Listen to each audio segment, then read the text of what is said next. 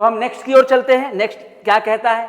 On the earth lies the shattered remains of the symbol of absolute. देश के अंदर स्वतंत्रता, समानता, एकता और democracy. Good morning all of you. Aadya foundations के इस चैनल पर आपका स्वागत है। आज मैं जो हूं पढ़ने वाला हूं फ्रेडरिक सोरियो के बारे में। लास्ट क्लास में हमने जो है personification of a nation, allegory की चर्चा की, यानी विजुअलाइजिंग द नेशन की चर्चा की। यह जो नेशन का विजुअलाइजिंग हुआ है, ये इससे पहले फ्रेडरिक सोरी ने अपने 4 पेंटिंग्स बना रखे थे। उस पेंटिंग्स के अंदर उन्होंने जो 4 पेंटिंग्स बनाया, वो पेंटिंग्स बनाए 1848 में। 1848 में जो है उन्होंने 4 पेंटिंग्स बनाया और इस 4 पेंटिंग्स के अंदर वह यह बताने का प्रयास किए कि किस तरह से लोग डेमोक्रेटिक को चाह रहे हैं, किस तरह से रिपब्लिक को सेटअप कर रहे हैं। तो आप देखेंगे कि जो है यानी यह जो वर्ल्ड को विजुअलाइज किया गया है, यानी लोगों का जो नेचुरल राइट है, वह नेचुरल राइट जो है डेमोक्रेसी है, वह नेचुरल राइट फ्रीडम है, वह नेचुरल राइट लिबर्टी है, वह नेचुरल राइट जो है रिपब्लिक है। और इसके लिए आप देखेंगे कि यह व्यक्ति की जो भीड़ है, एक ट्रेन, लंबी ट्रेन से भी बड़ी, ये लोगों का काफिला यह जा रहा है और यह इस बात को दर्शा रहा है कि यह जो मास पावर है, यह मास पावर जो है इन्हें क्या चाहिए? डेमोक्रेसी चाहिए।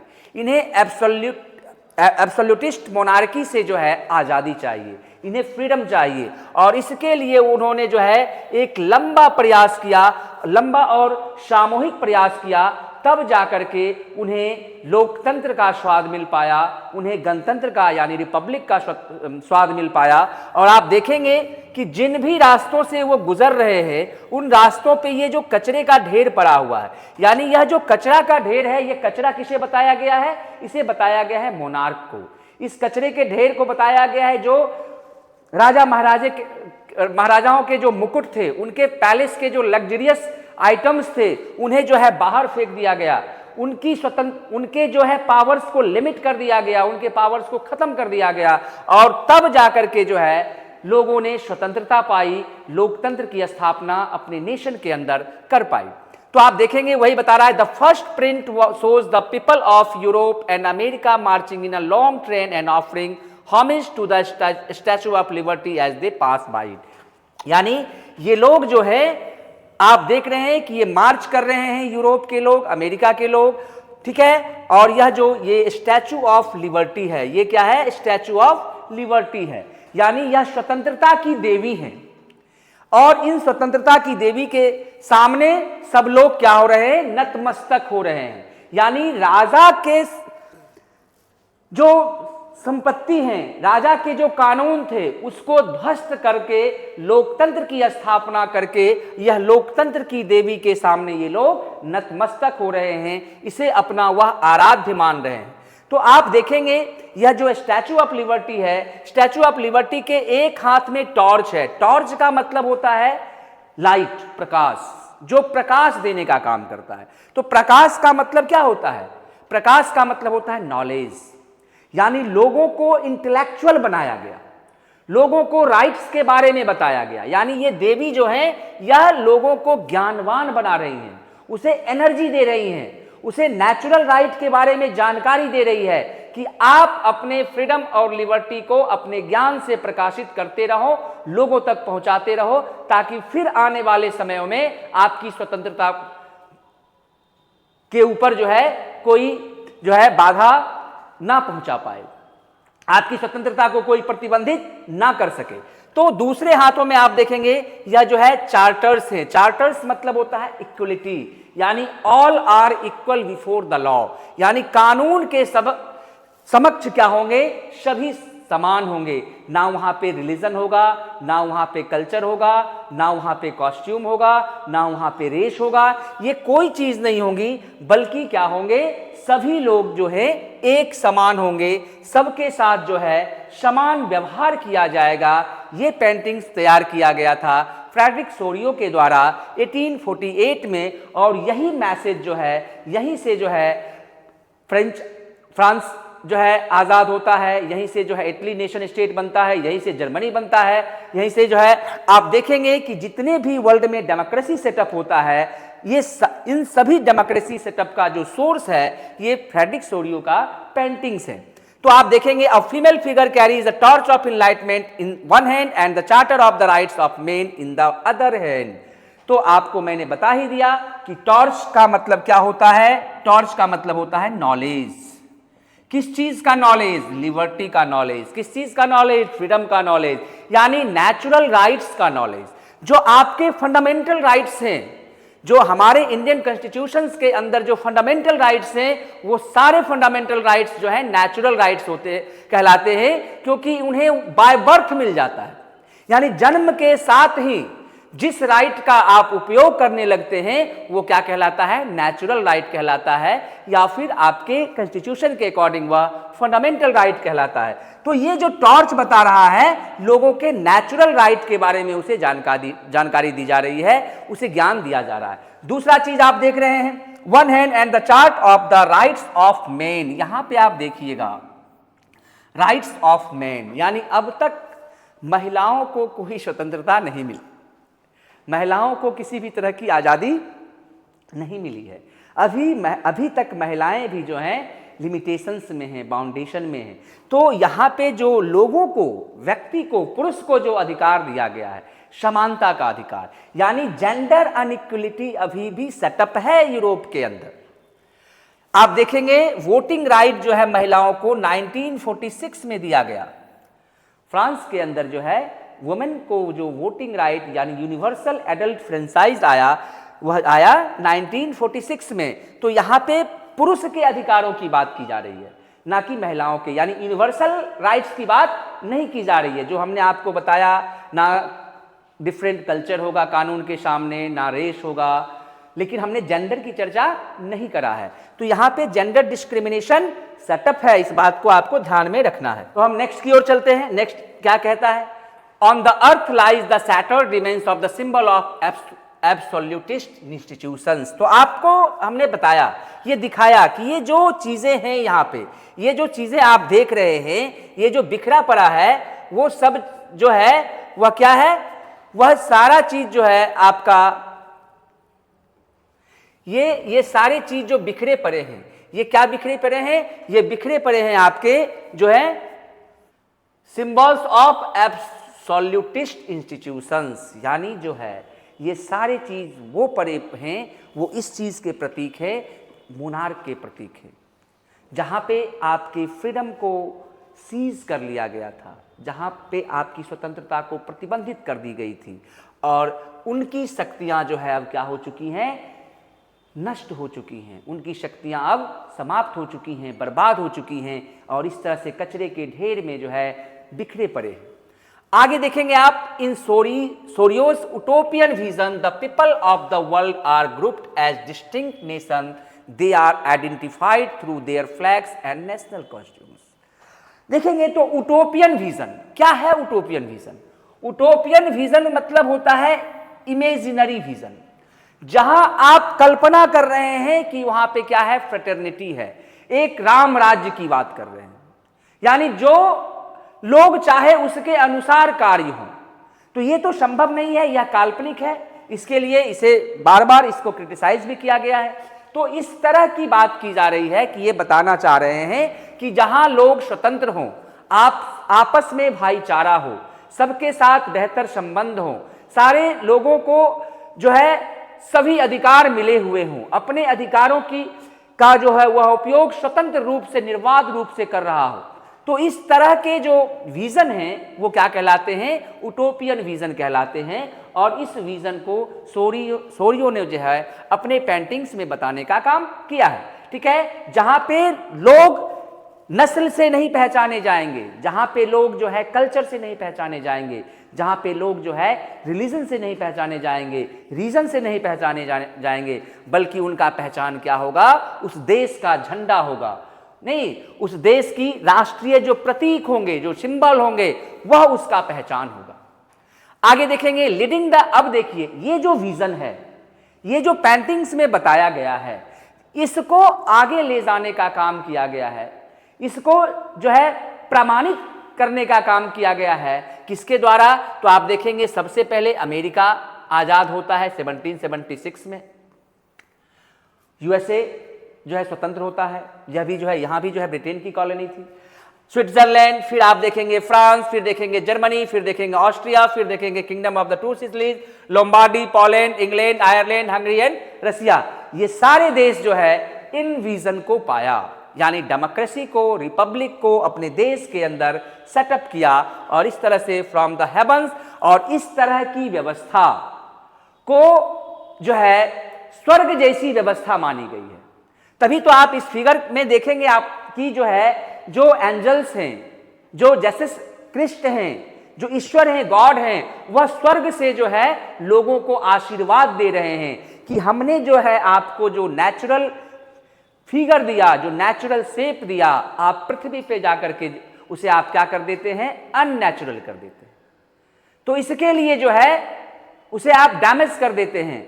तो जब यानी किसी भी देश के अंदर डेमोक्रेसी होगा, किसी भी देश के अंदर रिपब्लिक होगा, किसी के भी देश के अंदर फ्रेटर्निटी होगा, समानता का भाव होगा, उसे ईश्वर भी जो है आशीर्वाद देते हैं, और उन चीज़ों को देखकर ईश्वर भी जो है खुश रहते हैं, और उसकी ईश्वर भी जो है हम लोगों को लोकतांत्रिक रहने के लिए देश के अंदर स्वतंत्रता, समानता, एकता और डेमोक्रेसी जिस भी देश में होते हैं, उस देश, वह देश क्या है, खुशहाल होता है, और ईश्वर का जो है आशीर्वाद जो है उस देश के ऊपर बना रहता है। इसी बातों को फ्रेडरिक सोरी ने जो है अपने पेंटिंग्स के माध्यम से बताने का काम किया है।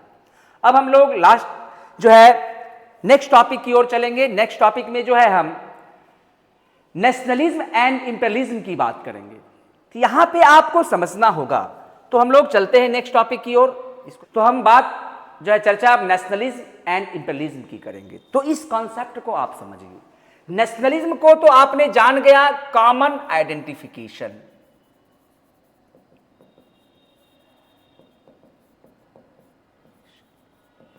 कॉमन आइडेंटिफिकेशन को हम नेशनलिज्म कहते हैं। अब यह नेशनलिज्म की जो विचारधारा है, यह अब बड़ा रूप ले रहा है, यह एक्सटेंडेड फॉर्म है। लेकिन यह जो एक्सटेंडेड जो फॉर्म है, यानी नेशनलिज्म को हम एक प्रोग्रेस के रूप में, नेशनलिज्म का जो एक प्रोग्रेस हो, नेशनलिज्म का एक ग्रोथ हो, नेशनलिज्म का एक डेवलपमेंट हो, इस रूप में हम इंपीरियलिज्म को नहीं देखते हैं, बल्कि नेशनलिज्म का जो है एग्रेसिव फॉर्म है, लेकिन यह निगेटिव फॉर्म है। यह निगेटिव फॉर्म है। निगेटिव फॉर्म कैसे है? क्योंकि जब आपने एक नेशन स्टेट फॉर्म कर लिया और उस अपने ज्योग्राफिकल बाउंड्रीज के अंदर कॉमननेस, इक्वलिटी को सेटअप कर लिया, आप पावरफुल हो गए, आप वेल्दियर हो गए, तो आप अपने टेरिटरीज को एक्सपेंड करना चाहते हैं। यानी अब उसकी सीमा आप अपने में नहीं मिला रहे, बल्कि अपना लॉज, अपने कानून, अपने कल्चर को उस एरिया में जाकर के डोमिनेट कर रहे हैं। जैसे आप देखेंगे इंडिया एक नेशन था, और ब्रिटिशर्स यहां आते हैं, और ब्रिटिशर्स आते हैं और यहां के रिसोर्सेस को वह ड्रेन करने लगते हैं अपने प्रॉफिट के लिए। अपना जो उनका कल्चर है उसको वह जो है यहां पे जो है इंप्लीमेंट करने लगते हैं। वह अपने अकॉर्डिंग जो है इंडिया के पॉलिटिकल, सोशल और इकोनॉमिकल सेटअप को जो है डिस्टर्ब करना शुरू करते हैं। तो यह जो इकोनॉमिकल, पॉलिटिकल, सोशल डिस्टर्बेंस किसी राष्ट्र के द्वारा किसी दूसरे राष्ट्र के ऊपर किया जाता है, उसी को हम क्या कहते हैं? इंपीरियलिज्म कहते हैं।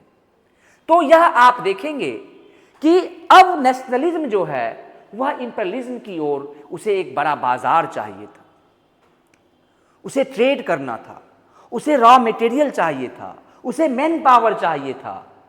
तो उसे सस्ता कैसे मिलेगा, वह प्राप्त आसानी से कैसे कर लेगा? तो वह अपने पावर का यूज करेगा, तो इसी क्रम में जो है आप देखेंगे एक एरिया है जो ऑटोमन एम्पायर के अंदर है था, जो आज का आप देखेंगे आज के डेट में वह रोमानिया है, बुल्गारिया है, अल्बेनिया है, ग्रीस है, मैसेडोनिया है, क्रोशिया है, बोस्निया है, हर्जेगोविना है, स्लोवेनिया है, सर्बिया है और मोंटेग्रो। ये सारे जो आज के नेशन हैं, ये सारे नेशन पहले एक साथ टाई अप थे, आसपास थे, एक उनका ज्योग्राफिकल रीजन था, और ये सारे जो नेशन आज बने हैं वो नेशन जो हैं उस दौर में ऑटोमन एम्पायर के अंदर थे। यानी ऑटोमन एम्पायर का रूल चलता था आज के इन सारे एरियाज के ऊपर। तो होता क्या है कि जब रोमांटिक नेशनलिज्म होता है, यानी रोमांटिक नेशनलिज्म का मतलब हुआ कि जो है लोग कल्चरली आपस में एक दूसरे से यूनाइट होने लग गए। यानी हम भले ही इस क्षेत्र के हो और हम इस क्षेत्र के हो, लेकिन हमारा कल्चर सेम है और इसका कल्चर सेम है, तो दोनों हम लोग यूनाइट हो गए। तो यह जो नेशनलिज्म का, रोमांटिक नेशनलिज्म का जो आइडिया स्प्रेड हुआ तो इस एरिया तक भी पहुंचा। दूसरा जो है कई नेशन स्टेट फॉर्म हो गए, तो नेशन स्टेट फॉर्म हुए तो वहां डेवलपमेंट हुआ, वहां प्रोग्रेस हुआ। तो इन बातों को देख करके भी जो है यहां के जो लोग थे, यहां के जो लोकल पीपल जो थे, नेटिव पीपल थे, उन्हें जो है स्लैब्स कहा जाता था। यानी बाल्कन्स के जो नेटिव पीपल थे, वहां के जो इंडिजिनस लोग थे, उन्हें क्या कहा जाता था? स्लैब्स कहा जाता था। तो ये स्लैब्स वगैरह भी जो है कल्चरली जो है अपने को यूनाइट करने लग गए, और जब कल्चरली यूनाइट करने लग गए जो है रिवॉल्यूशनरीज के मैसेज को यह जान गए, साथ ही जो है कई नेशन स्टेट फॉर्म हो गया, डेवलपमेंट को देख लिया, तो इनकी भी भावनाएं जाग उठी और यह जो है ऑटोमन एम्पायर से अपना एक अलग राष्ट्र बनाने की जो है प्रयास करना शुरू कर देते हैं। वह जो है ऑटोमन एम्पायर के खिलाफ जो है यूनाइट होकर के डिफरेंट रीजन के लोग जो है वह प्रोटेस्ट करना शुरू कर देते हैं। तो यह जो कन्फ्लिक्ट शुरू होता है, ये जो कन्फ्लिक्ट शुरू होता है, यही कन्फ्लिक्ट क्या कहलाता है? बाल्कन टेंशन कहलाता है। तो आप देखेंगे Balkan was a region of geographical and ethnic variation was under the control of the Ottoman empire. यानी यहां पे अलग अलग आप देख रहे हैं, आज नेशन स्टेट बना है तो उस दौर में जो है अलग अलग उनका कल्चर होगा, अलग अलग उनके रेस होंगे, तो बहुत सारे डाइवर्सिटीज होंगे, ज्योग्राफिकल डाइवर्सिटीज है, सोशल डाइवर्सिटीज था, तो ये लोग यूनाइट होते हैं। The idea of romantic nationalism made this region very explosive. यानी यह एक्सप्लोसिव कैसे बना? तो आपको हमने बता दिया, यह एक्सप्लोसिव बना रोमांटिक आइडियाज के कारण। ये ऑटोमन एम्पायर से अपना एक इंडिपेंडेंट रीजन का डिमांड करना शुरू कर दिए। इसके लिए जो है ऑटोमन एम्पायर के खिलाफ प्रोटेस्ट करना शुरू कर दिया। अब यह एक ही नहीं, ये नहीं जो है कि ये सभी यूनाइटेडली जो है एक हो गए और अलग मान, नहीं, हम अलग राष्ट्र बनाएंगे, ये हम अलग राष्ट्र बनाएंगे, ये बोला हम अलग राष्ट्र बनाएंगे। यानी जितने एरियाज थे वो जो यूनाइट हो पाए, कल्चरली जो है सेम कल्चर के लोग यूनाइट हो गए और वो अपना अलग नेशन मांग करने लगे। वो सेम चीज पे किसी एक बिहाफ पे जो है यूनाइट हो गए, वो अपना मांग करने लग गए। तो इस तरह से डिफरेंट रीजन जो है वह इंडिपेंडेंट होने के लिए जो है ऑटोमन एम्पायर के खिलाफ प्रोटेस्ट करना क्या कर देते हैं? शुरू कर देते हैं। तो आप देखेंगे साथ ही साथ दूसरी चीज क्या हुई? दूसरा चीज हुआ कि हम इंडिपेंडेंट नेशन बनाएंगे, ये इंडिपेंडेंट नेशन बनाएगा, लेकिन इसका ए का जो चाहत है कि बी का ये एरिया हमारे तक हो। अब बी का जो चाहत है नहीं ए का यहां तक मेरे साथ हो, यानी बी कंप्लीट ये मेरा हो। यानी आपस में ये जलनशील थे, ये ग्रीडी थे, चाहते थे कि हम ये एरिया यहां तक, यानी मेरा एक्सटेंड जो एरिया हो, मेरा जो बाउंड्री हो वह ज्यादा हो, बड़ा हो, हम पावरफुल हो। तो इस तरह से यहां लड़ाई दोनों तरफ से हो गई, एक तो जो है एम्पायर के खिलाफ और दूसरा जो है आपस में जो ये यूनाइट हुए थे, ये लोग भी आपस में क्या होने लग गए, झगड़ने लग गए। तो वही चीज कह रहा है, the Balkan states were fiercely jealous of each other and each hoped to gain more territory at the expense of each other। यानी हर टेरिटरी चाहता था कि मेरा एरिया जो है बड़ा हो, लार्ज हो, और दूसरी टेरिटरीज के ऊपर वह जो है अपना एक्सपेंशन करना चाहता था, उस पर वह अधिकार करना चाहता था। तो वही कह रहा है, जब इस बातों को यूरोपियन पावर्स देखते हैं तो यूरोपियन पावर्स तो डेवलप हो चुके थे, वहां इंडस्ट्रियलाइजेशन हो चुका था, उनके पास जो है उन्हें रॉ मटेरियल चाहिए था, उन्हें मैन पावर चाहिए था, उन्हें बाजार चाहिए था, मार्केट चाहिए था। तो इसके लिए जो है अब इस लड़ाई में क्या करते हैं, जो यूरोपियन पावर था, रशिया था, फ्रांस था, ऑस्ट्रिया था, जर्मनी था, ये सब भी जो है इस पर नजर देने लग गए। अब ये जो है उसको सपोर्ट करने लग गए। तो वहां क्या होता है, जब ये सपोर्ट करने लग गए, जब जो नेशन स्टेट फॉर्म कर चुके थे, यूरोपियन पावर्स जो वेल्दियर हो चुके थे, वो जब इन लोगों को सपोर्ट करना शुरू कर देते हैं तो यहां क्या बन जाता है, गुट बन जाता है, ग्रुप बन जाता है। और यह ग्रुप जो है आगे चल करके आप देखते हैं 1914 में फर्स्ट वर्ल्ड वॉर की जो शुरुआत होती है यहीं से होती है। सर्बिया के जो प्रिंस थे, वहां के जो राजकुमार थे, उस राजकुमार को गोली मार दी जाती है, और यही जो है फर्स्ट वर्ल्ड वॉर का जो है सबसे तात्कालिक कारण माना जाता है। और इस तरह से जो है फर्स्ट वर्ल्ड वॉर, यही गुटबाजी जो है यहीं से क्या होता है, फर्स्ट वर्ल्ड वॉर की शुरुआत हो जाती है। तो इस तरह से आप देखेंगे कि बाल्कन टेंशन जो है काफी इंपॉर्टेंट क्वेश्चन है, काफी इंपॉर्टेंट क्वेश्चन है। ये 3 मार्क्स और 5 मार्क्स दोनों में पूछा जा सकता है। इसको आप बेहतर तरीके से देख लेंगे। जो एलिगरी हमने बताया, विजुअलाइजिंग ऑफ अ नेशन, यह भी काफी इंपॉर्टेंट है। फ्रेडरिक सोरियोज के बारे में बताया, यह तो खैर जो है आपके चैप्टर की शुरुआत से है, लेकिन हमने आपको एलिगरी के साथ जो है मर्ज करके इसलिए बताया ताकि आप समझ पाएं, जान पाएं कि कैसे जो है फिगर को चूज किया गया, फीमेल फिगर को लिया गया। और यहाँ भी जो है आप देखते हैं स्टैचू ऑफ लिबर्टी में फीमेल फिगर को जो है फ्रेडरिक सोरियो ने इसकी पेंटिंग पहले ही कर चुका। तो आप बता चुका था लोगों को, डेमोक्रेटिक रिपब्लिक का मैसेज जो है अपने पेंटिंग के माध्यम से दे रखा था। तो इस तरह से हम जो है इस पूरे चैप्टर को टॉपिक बाय टॉपिक बेहतर तरीके से आप तक पहुंचा पाए हैं, और आपको एग्जाम में इस चैप्टर से काफी बेनिफिट मिलने वाला है। 6 to 8 मार्क्स जो है कंप्लीट सीबीएसई में इस चैप्टर से पूछे जाते हैं। तो 6 से 8 मार्क्स की तैयारी हमने बेहतर तरीके से करवा दिया है। मुझे विश्वास है कि आपका एग्जाम काफी बेहतर जाने वाला है। धन्यवाद।